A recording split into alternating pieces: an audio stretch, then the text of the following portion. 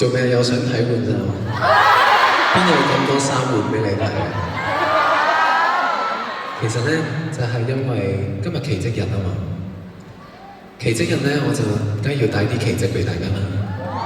咁其實今日咧我就邀請咗重量級嘅嘉賓嘅，咁但係咧佢就其實唔止一位添，我邀請咗2位嘉賓。咁但係佢哋就比較怕醜啦，就唔上台，咁所以我就帶大家嚟見佢。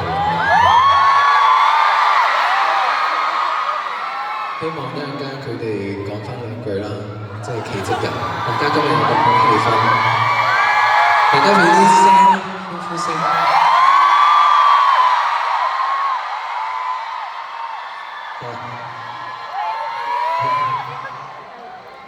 就喺呢度，因為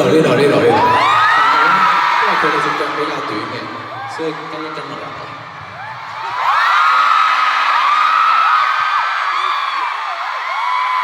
講嘢啦，同大家先，大家呼聲啦，佢哋聽到。講下嘢先，同大家介紹翻，自我介紹。大家3、2、1叫佢個名啦，佢先。3、2、1。雞髀。咁呢個咧，呢個3、2、1。芝麻。嚇？點解咁多人叫我，但係我見唔到人嘅？街嘅。咁啊，講2句啦。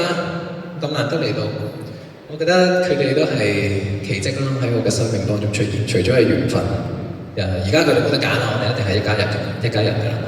咁但係除咗緣分，更加係奇蹟。你睇下佢哋2個，簡直係奇蹟，我未見過佢哋知得咁埋㗎。睇嚟今日培養咗1日感情，講2句。聽唔聽到啊？已經開金口㗎，我哋全部陳家嘅比較內斂少少。先諗。OK， 唔使。